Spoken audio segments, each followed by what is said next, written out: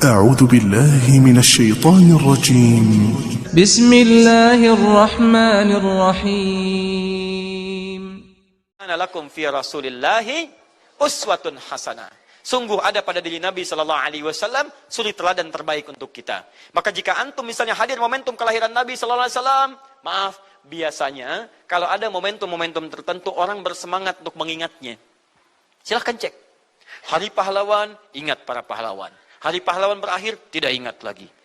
Hari kemerdekaan, ingat sampai pinang dipanjat-panjat. Begitu dipanjat, kenapa panjat pinang? Masya Allah, menghormati pahlawan. Hari pahlawan sampai naik panjat pinang.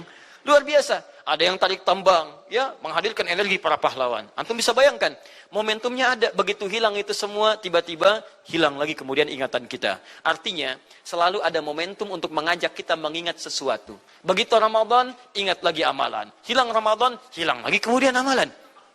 Nah, jadi apa yang terbaik dihadirkan? Ketika ada momentum itu, maka para ulama kemudian mencoba untuk menampilkan nilai-nilai tadi untuk mengembalikan kita pada tuntunan Nabi sallallahu alaihi wasallam.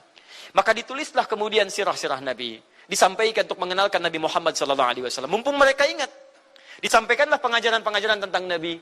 Disampaikan ada pujian-pujian salawat kepada Nabi. Kalau yang dimaksudkan tentang nilai-nilai ini, maka dari dulu sudah ada. Sudah ada. Dan yang sudah ada ini tidak dibatasi dengan waktu. Bukan muncul Rabiul Awal saja.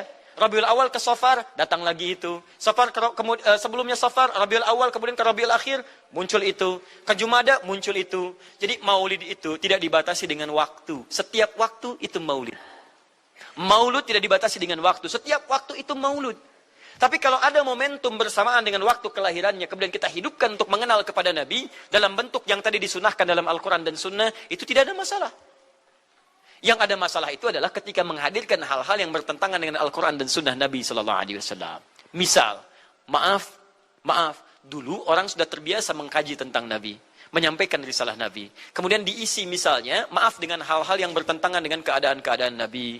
Misal, saya ingin mengajarkan tentang Nabi, tapi ketika mengajarkan tiba-tiba mengatakan, pada saat ini Nabi pun datang bergabung bersama kita. Itu yang tidak kita sepakati. Jelas ya? Misal yang kedua, antum nih, mohon maaf, kerja di instansi. Bertepatan dengan Maulid Nabi, kita adakan peringatan. Padahal antum cuma ingin mengeluarkan anggaran saja dari situ. Itu bid'ah. Bid'ah. Mengeluarkan anggaran, sekedar hanya ingin dapat anggaran untuk dalam momentum Maulid Nabi, itu yang bid'ah. Maulid bukan makan-makan. Jadi kalau antum mengadakan Maulid Nabi hanya sekedar untuk makan-makan, itu yang bid'ah. Tapi kalau antum ingin belajar menghadirkan momentum itu untuk mengisi ta'lim, sama aja dengan ta'lim kita sekarang. Apakah ada hadis Nabi mengatakan ta'lim khusus di hari Ahad jam 8 pagi sampai jam 10? Tidak ada. Di ta'lim kita bid'ah ini. Jadi kalau antum pahami setiap yang tidak ada contohnya itu bid'ah, Masya Allah, maka akan ada banyak bid'ah dalam kehidupan. Mushaf itu bid'ah, karena nggak ada contohnya zaman Nabi Sallallahu Alaihi Wasallam. Antum dari ujung kepala sampai ujung kaki itu bid'ah, karena antum tidak ada di zaman Nabi Sallallahu Alaihi Wasallam. Ya, jadi jangan langsung menilai bahwa setiap maulid itu bid'ah. Bukan. Kalau momentum itu ingin diisi dengan ta'lim, ingin memperkenalkan Nabi, ingin mengajarkan syariat-syariat Islam, maka itu tidak ada masalah. Itu mengamalkan petunjuk-petunjuk ayat, bukan mengkhususkan di waktu itu, bukan. Karena ta'lim itu dibuka di setiap waktu, tapi menjadikan waktu itu untuk momentum, karena setiap orang sedang ingat Nabi pada saat itu. Jelas ya? Kapan lagi kita mendapati orang ingat Nabi? Maka ajarkan itu dan pesankan pada saat itu. Teman-teman, jangan cuma pada waktu ini ya, setiap waktu kita amalkan ingatan kita kepada Nabi Sallallahu Alaihi Wasallam. Makanya saya kalau diundang, Ustaz ada maulid Nabi, saya datang untuk ceramah, untuk menyampaikan pesan-pesan terkait dengan Nabi Sallallahu Alaihi Wasallam. Adapun masalah ritual-ritual saya tidak ikutan. Makanya paham, begitu saya datang pas ceramah. Ceramah, saya berikan ceramahnya. Nabi begini, apa itu maulid? Allahu alam. Bukan Allahu alam, kan antum bikin spanduknya di sini. Apa itu maulud? Maulud. Bukan maulud. Maulud itu begini, maulid itu begini. Ketika kita terangkan, kita sampaikan, Masya Allah. Antum tahu apa yang terjadi? Mereka mulai sholat dengan baik, masjidnya mulai ramai. Besoknya tidak ada ramai-ramai lagi. Begitu ada maulid, ceramah lagi. Ternyata ceramahnya nggak sampai maulid lagi. Besoknya ceramah lagi. Ahadnya ada waktu ta'lim. Dan itulah cara terbaik untuk memberikan penjelasan kepada masyarakat untuk mencintai Rasulullah Sallallahu Alaihi Wasallam. Paham ya? Jangan seketika, ini maulid bid'ah, Masya Allah. Antum tuh bid'ah dari kepala sampai kaki. Ya.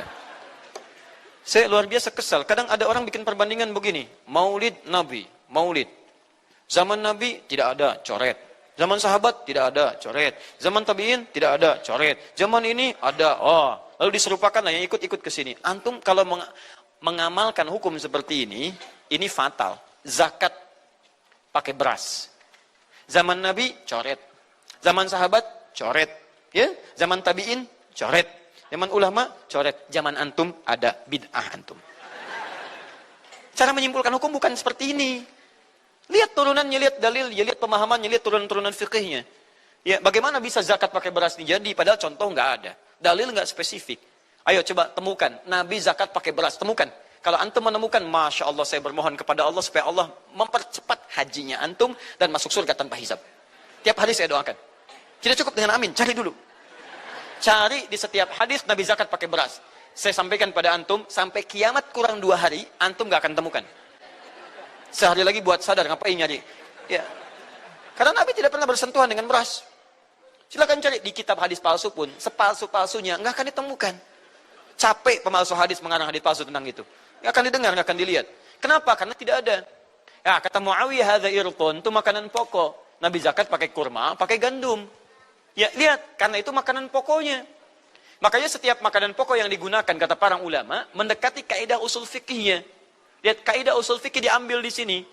Setiap yang punya keserupaan dengan itu, sekalipun teksnya tidak jelas langsung menunjuk, itu ada isyarat, namanya qarinah namanya. Kalau ada isyarat menunjukkan kepada itu, maka boleh digunakan sebagai alternatif lain dari makanan pokok yang tidak didapati di masa kita dengan generasi yang berbeda.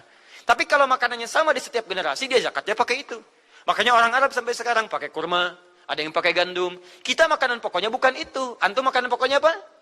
Beras, Masya Allah, beras. Baik pemirsa, beras itu makanan pokok bagi hewan yang bertembolok, ya. Ayam, bebek itu beras. Baik, makanan kita nasi. Dan nasi bersumber dari beras.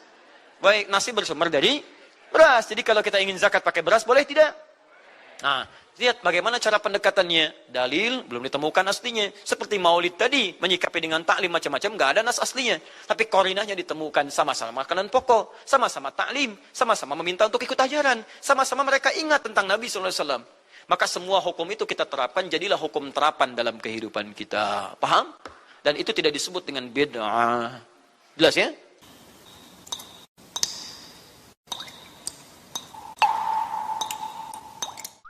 Pendekatannya, dalil belum ditemukan aslinya. Seperti maulid tadi, menyikapi dengan taklim macam-macam, nggak ada nas aslinya. Tapi korinahnya ditemukan, sama-sama makanan pokok, sama-sama taklim, sama-sama meminta untuk ikut ajaran, sama-sama mereka ingat tentang Nabi SAW. Maka semua hukum itu kita terapkan, jadilah hukum terapan dalam kehidupan kita. Paham?